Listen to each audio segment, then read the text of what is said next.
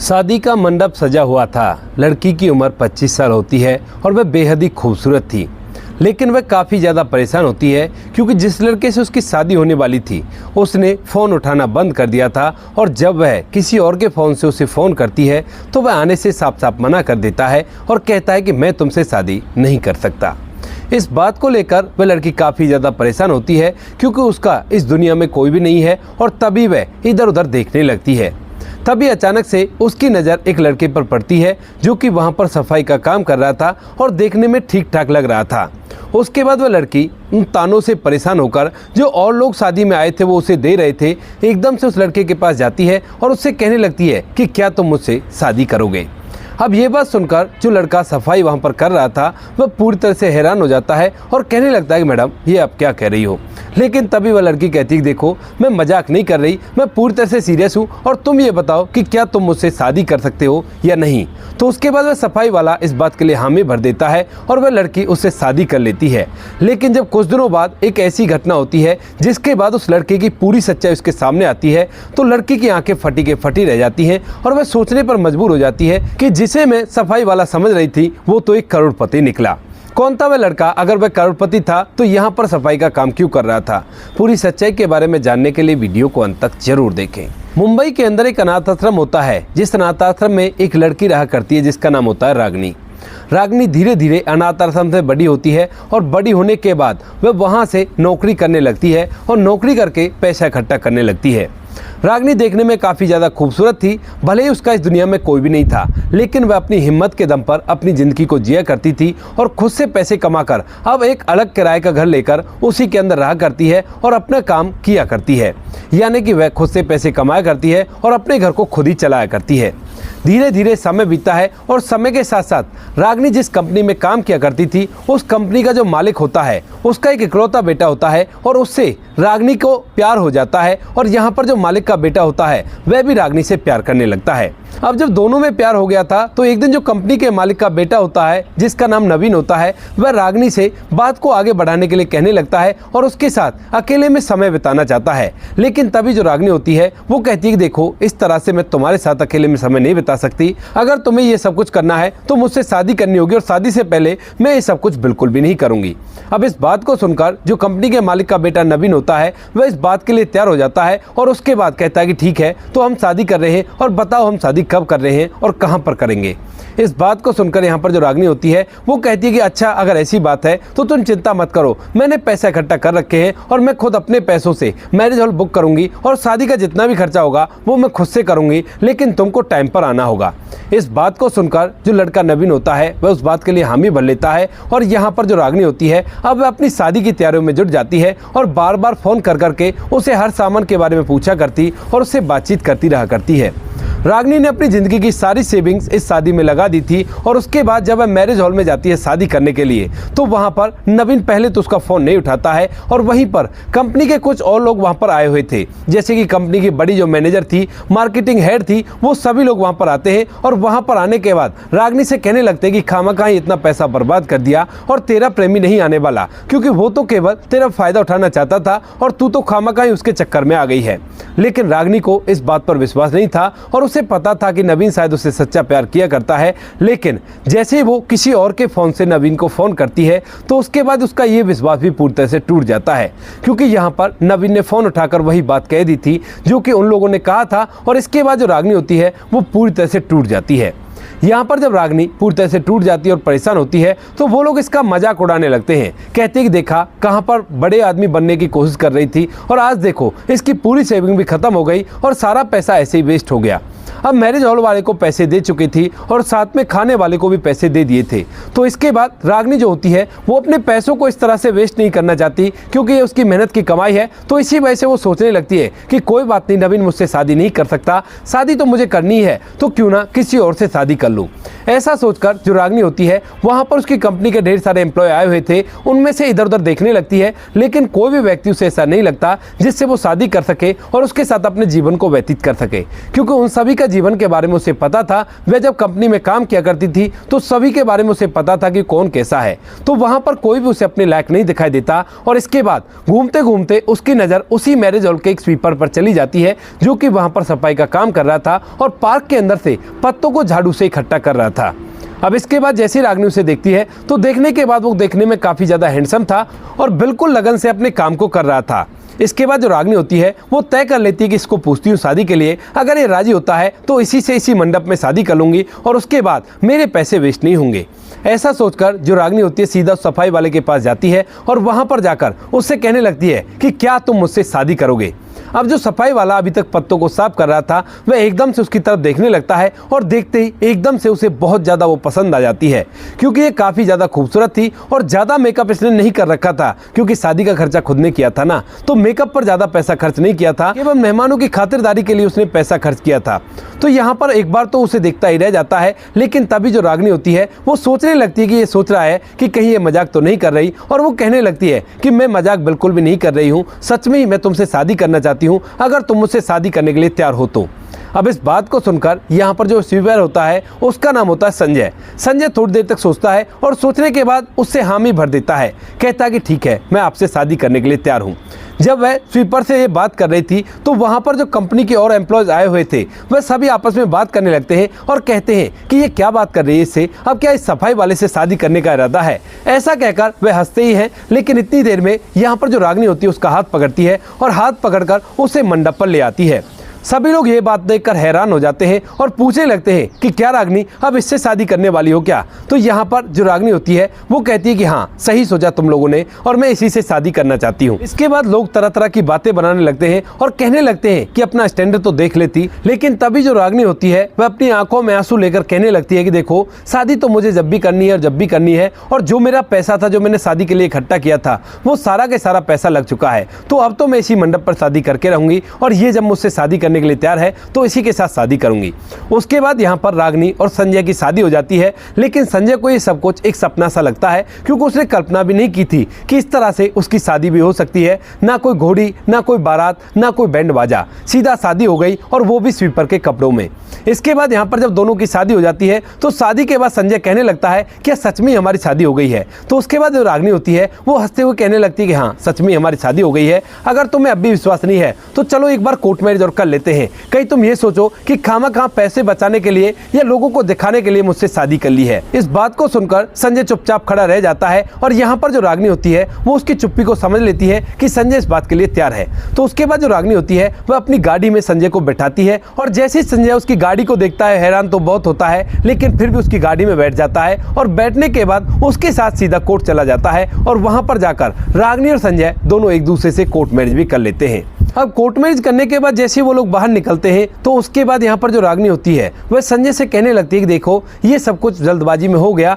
तो तुम्हें ये बुरा तो नहीं लगा। तो यहाँ पर जो संजय था वह अब तक इसकी हरकतों को देखकर बहुत कुछ समझ चुका था इसके बारे में और उसे पता था कि ये बहुत ही अच्छी लड़की है, केवल गरीब है और अनाथ है। तो उसके बाद कहता है कि नहीं नहीं, ऐसा कुछ भी नहीं है, तुम बहुत अच्छी हो और तुम्हारे साथ शादी करके मुझे भी बड़ा ही अच्छा लगा है। इसके बाद यहाँ पर जो रागिनी होती है वो संजय से कहने लगती है कि ठीक है, हमारी शादी तो हो गई, लेकिन मैंने तुम्हारे परिवार के बारे में पूछा ही तो नहीं, बताओ तुम्हारा परिवार कैसा है और कौन हो तुम। तो यहाँ पर जो संजय होता है वह एक अलग ही कहानी उसे बताने लगता है। कहता है कि देखो, मेरा कोई भी परिवार नहीं है, मैं तो वहीं पर काम करके अपना समय व्यतीत किया करता था और थोड़ा सा मुझे बॉडी बिल्डिंग का शौक है, तो जो भी पैसे मैं कमाया करता हूँ उन पैसों से बॉडी बिल्डिंग कर लिया करता हूँ। इसके बाद यहाँ पर जो रागिनी होती है वो मुस्कुराती है और कहती है कि ये तो बहुत अच्छी बात है, जब मेरा पति हट्टा कट्टा रहेगा तो मेरी तरफ कोई आंख उठाकर भी नहीं देखेगा। ऐसा कहकर रागिनी एकदम से मुस्कुराने लगती है और जो संजय होता है वह भी मुस्कुराने लगता है। इसके बाद यहाँ पर जो रागिनी होती है वो कहती है कि ठीक है, वो बात तो सब ठीक है, लेकिन तुम ऐसा करना, आज के बाद ये सफाई वाले का काम मत करना, मैं अपने हिसाब से तुम्हें कोई अच्छी सी नौकरी दिला दूंगी और उसके बाद उस नौकरी को करके अपना जीवन आराम से व्यतीत करना।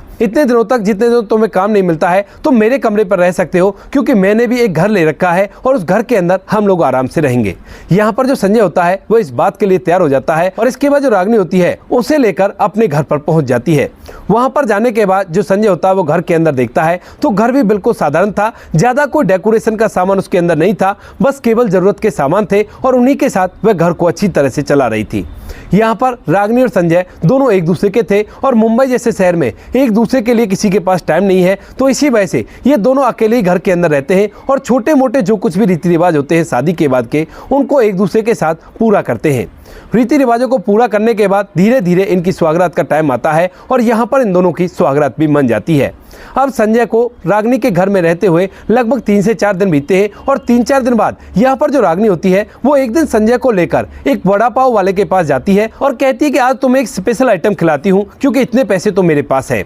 ऐसा कहकर वह संजय को अपने साथ गाड़ी में बिठाती है और वहाँ से एक रेहड़ी वाले के पास पहुँच जाती है जो कि वड़ा पाव लगाया करता था। इसके बाद यहाँ पर जो संजय होता है उस वड़ा पाव वाले को देखकर बड़ा ही हैरान होता है और सोचने लगता है कि यहाँ पर मैं खाना कैसे खा सकता हूँ। इसके बाद रागिनी उससे कहने लगती है कि क्यों, क्या हुआ, अच्छा नहीं लगा क्या? देखो ये सबसे फेमस है और इसका स्वाद लाजवाब है। इसके बाद संजय कहने लगता है कि नहीं ठीक है, कोई बात नहीं, चलो बैठते हैं खाते हैं, लेकिन मेरे पास पैसे नहीं है। तो यहाँ पर रागिनी कहती है कि तुमसे कहा मैंने पैसे देने के लिए, मेरे पास पैसे हैं और मैं तुम्हें इससे खाना खिला दूंगी। इसके बाद रागिनी उन दोनों के लिए प्लेट लगवाती है और जैसे संजय पहला निवाला खाता है तो उसे खाने के बाद उसे महसूस होता है कि ये चीज़ तो उसने आज तक मिस ही कर दी थी, ऐसा खाना तो उसने कभी खाया ही नहीं है। इसके बाद रागिनी से वह खाने की तारीफ करता है और कहता है कि इसका स्वाद तो लाजवाब है और ऐसा स्वाद मैंने अभी तक नहीं चखा है। तो यहाँ पर रागिनी भी बड़ाई बटोरते हुए कहती है कि हाँ, मुझे पता था कि तुम्हें पसंद आएगा, लेकिन एक बात कह देती हूँ कि यहाँ पर हम रोज रोज नहीं आ सकते, महीने में 1-2 बार जरूर से आ जाएंगे क्योंकि इतना ही बजट है मेरे पास, उससे ज़्यादा पैसे नहीं है।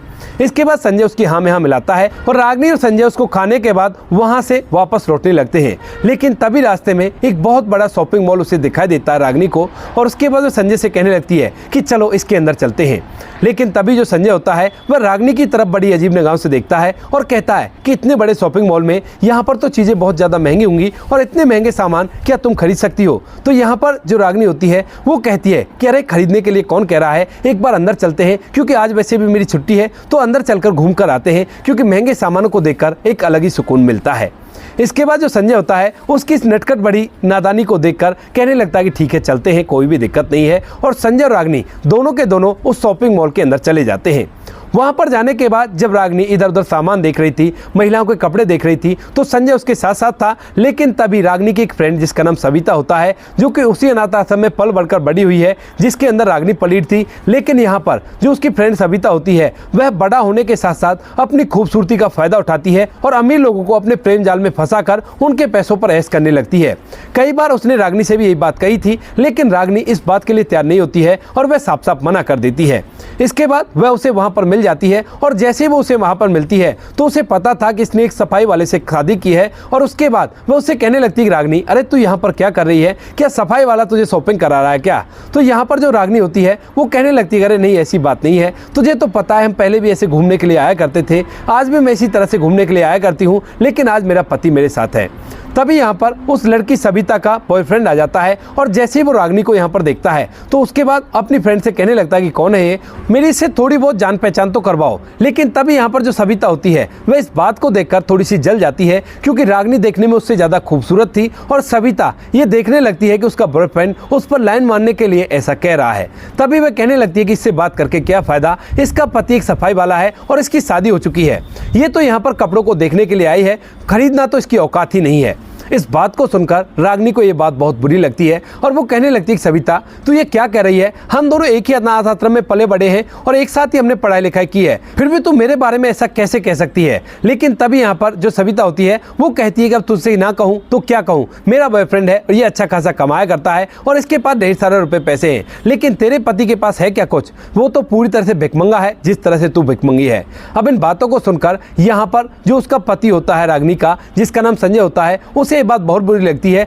और वह एकदम से कहने लगता है कि माइंड योर लैंग्वेज। अब इस बात को सुनकर सविता को और भी बुरा लगता है और वो कहने लगती है कि अच्छा सफाई वाले को इंग्लिश भी आती है, लेकिन तुझे ये नहीं पता कि तेरी औकात इतनी नहीं है कि तू हमारे सामने खड़ा भी हो सके और बोल भी सके। ऐसा कहकर वह हंसने लगती है, लेकिन तभी जो यहाँ पर रागिनी होती है वह उसे धमकाने लगती है, कहती है कि सविता बहुत हो गया और मेरे पति के बारे में अगर कुछ भी बोला तो उसके बाद देख लेना मैं क्या करता हूँ। इसके बाद यहाँ पर जो सविता होती है वो एकदम से गुस्सा हो जाती है और गुस्सा होकर कहने लगती है कि तेरे पति को तो बाद में देखूंगी, पहले तेरी ही जबान बंद करती हूँ। ऐसे कहकर सविता उसकी तरफ हाथ उठाने लगती है, लेकिन तभी यहाँ पर जो संजय होता है वो एकदम से उसका हाथ पकड़ लेता है और हाथ पकड़ के उसे पीछे की तरफ धकेल देता है। कहता है कि खबरदार, अगर मेरी पत्नी को हाथ भी लगाया तो उसके बाद देख लेना तुम्हारे साथ क्या होता है। लेकिन तभी यहाँ पर जो सविता का बॉयफ्रेंड होता है वह एकदम सामने आता है और वह संजय पर हाथ उठाने की कोशिश करता है, लेकिन इतनी देर में जो संजय होता है उसका हाथ पकड़कर उसको एक जोरदार चाटा लगा देता है। अब जैसे उसे चाटा लगाता है तो यहाँ पर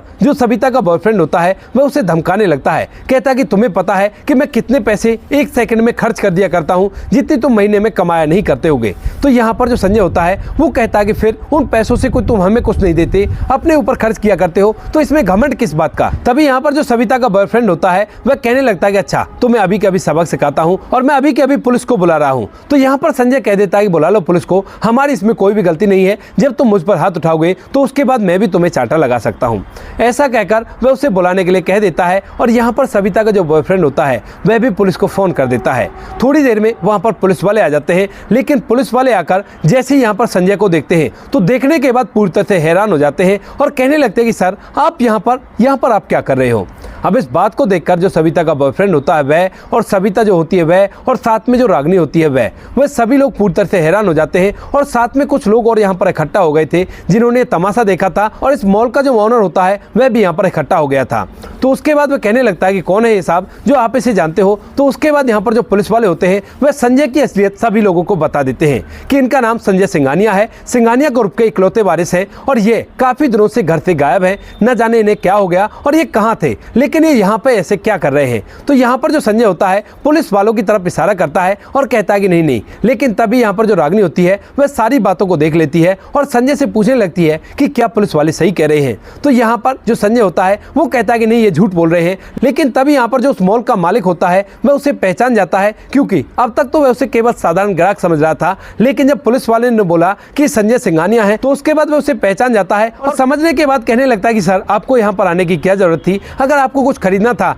तो हमें बता देते, हम आपके घर पर सारा सामान भिजवा देते। इसके बाद जो रागिनी होती है वह समझ जाती है कि सच में ही ये कोई और आदमी है और ये वो आदमी तो नहीं है। इस बात को लेकर वह काफी ज्यादा हैरान होती है और कहने लगती है कि संजय, सच सच बताओ कि तुम कौन हो और तुमने अपनी असलियत मुझसे क्यों छुपाई है। इसके बाद जो संजय होता है वह अपनी असलियत सभी के सामने बताने लगता है। वह कहता है कि हाँ, सच में ही मैं संजय सिंघानिया हूँ और मेरे पास करोड़ों की संपत्ति है, लेकिन मैं अपने माता पिता की एक बात से काफी ज्यादा परेशान था और इसी वजह से मैं घर छोड़कर आ गया। पुलिस वाले भी इस बात को सुन रहे थे और वह कहने लगते कि सर, ऐसी कौन सी बात हो गई जिसकी वजह से आप घर छोड़कर आ गए। तो यहाँ पर जो संजय होता है वह सभी के सामने बताता है कि मेरे माता पिता मेरी एक अमीर घर में शादी कराना चाहते हैं और इसीलिए तरह तरह की लड़कियों को मेरे लिए देखा करते थे, लेकिन लड़कियों के अंदर जो घमंड हुआ करता वो मुझे बिल्कुल भी पसंद नहीं आता है और मैं बार बार लड़कियों को रिजेक्ट कर रहा था। इसी तरह से चलते हुए काफी दिन हो गए थे और मैंने घर वालों से कई बार मना भी किया था, लेकिन जब वो लोग नहीं मानते हैं तो उसके बाद एक दिन मैं घर से गायब हो जाता हूँ, क्योंकि इस चीज से मैं काफी ज्यादा परेशान हो गया था। पिछले 6 महीने से लगातार मेरे लिए लड़कियां ढूंढी जा रही थी। इस बात को सुनकर यहाँ पर जो रागिनी होती है उसकी आंखें फटी के फटी रह जाती हैं और जो संजय होता है वह और आगे बात बताता है। कहता है कि उसके बाद मैंने सोचा कि क्यों ना गुमनामी में जिंदगी जिए जाए और उसी वजह से मैंने अपना फोन वगैरह सब कुछ बंद कर दिया और यहाँ पर एक छोटे से मैरिज हॉल के अंदर एक स्वीपर की नौकरी करने लगा और वहाँ पर सफाई करके वहीं पर आराम कर लिया करता। इसी तरह से मेरा समय बीत रहा था, लगभग 15 दिन तक मैं वहाँ पर इस तरह से काम करता हूँ। लेकिन तभी एक दिन इसी मैरिज हॉल के अंदर रागिनी की शादी होने वाली थी। मुझे तो इस बात का कोई भी आवाज नहीं था कि आज इस मंडप पर उसकी भी शादी हो जाएगी, लेकिन तभी ये सब कुछ हो गया। रागिनी ने मुझसे अगर कहा कि क्या मुझसे शादी करोगे, और रागिनी के भोलेपन को देखकर मैं मना नहीं कर पाया, क्योंकि जो लड़की मुझे गरीबी की हालत में भी एक्सेप्ट करने के लिए तैयार है वह अमीरी को देखकर तो बिल्कुल मेरे साथ सही सही रह लेगी और कोई भी कैसी भी दिक्कत नहीं है। इस बात को सुनकर रागिनी की फ्रेंड सविता एकदम से पूरी तरह से हैरान हो जाती है और यहाँ पर जो उसका बॉयफ्रेंड होता है वह एकदम से उसके सामने हाथ जोड़ने लगता है, क्योंकि सिंघानिया ग्रुप की एक कंपनी की वजह से उसका कारोबार चला करता है और अगर ये संजय सिंघानिया है तो ये उसकी कंपनी को भी बंद करवा सकते हैं। तो यहाँ पर जो उसका बॉयफ्रेंड होता है सविता का, वह उसके सामने हाथ जोड़कर माफी मांगता है और कहता है कि भाई मुझे माफ कर दो, मुझसे बहुत बड़ी गलती हो गई और आगे से ऐसा कुछ भी नहीं होगा। संजय उससे कहता है कि कोई बात नहीं, माफ तो मैं तुम्हें कर रहा हूँ, लेकिन किसी के साथ भी ऐसा व्यवहार नहीं करना चाहिए। ऐसा कहकर वह उसे माफ कर देता है और रागिनी को इस बात को सुनकर ये सब कुछ सपना सा लग रहा है। तभी यहाँ पर जो संजय होता है वह उसे कंधे से पकड़कर हिलाता है और कहता है कि क्या हुआ रागिनी, क्या तुम्हें विश्वास नहीं है इन बातों पर? तो रागिनी कहती है कि विश्वास तो है, लेकिन मुझे लग रहा है कि कहीं ये सपना तो नहीं है। तभी यहाँ पर संजय उसे देखकर मुस्कुराता है और पुलिस वालों से कहता है कि आप लोग जाइए, मैं सीधा अपने घर ही जा रहा हूँ। ऐसा कहकर जो संजय होता है एक फ़ोन मिलाता है और फ़ोन मिलाने के बाद एक बहुत बड़ी कार उस शॉपिंग मॉल के बाहर आकर रुकती है। यहाँ पर जो संजय होता है वो रागिनी के साथ उस कार में बैठता है और बैठने के बाद उसे सीधा अपने आलीशान घर के अंदर ले जाता है। जब ये बात चारों तरफ पता चलती है कि संजय सिंघानिया ने एक साधारण सी अनाथ लड़की से शादी कर ली है, तो लोगों के बीच में ये चर्चा का विषय बन जाता है और लोग तरह तरह की बातें बनाने लगते हैं। कुछ लोग संजय को अच्छा बताते हैं और कुछ लोग रागिनी को चालाक बताते हैं और कहते हैं कि शायद इसको पहले से पता होगा कि संजय सिंघानिया वहां पर स्वीकर का काम कर रहा है और इसी वजह से उसने वो मैरिज हॉल बुक किया होगा और यहाँ पर उससे शादी कर ली है। लेकिन असलियत इस तरह की थी जो कि रागिनी को पता थी और संजय को पता थी। आज तक भी रागिनी और संजय अच्छी तरह से अपना जीवन व्यतीत कर रहे हैं और कोई भी कैसी भी दिक्कत नहीं है। तो दोस्तों ये थी आज की कहानी। आपको जैसी भी लगी कमेंट सेक्शन में बता देना। वीडियो अगर अच्छी लगी तो वीडियो को लाइक और चैनल को सब्सक्राइब जरूर करें, ताकि हमें थोड़ा सा हौसला मिल सके आप लोगों के लिए ऐसे अच्छे वीडियो बनाने के लिए। इन कहानियों को सुनाने का उद्देश्य किसी को परेशान करना बिल्कुल भी नहीं है। ये कहानी आपको इसलिए सुनाई जाती है ताकि आप लोग इन कहानियों में से कुछ ना कुछ सीख सको और अपने जीवन में उस चीज़ को अप्लाई कर सको। मिलते हैं किसी नेक्स्ट वीडियो नए टॉपिक के साथ। तब तक के लिए जय हिंद, जय भारत, जय हिंदुस्तान।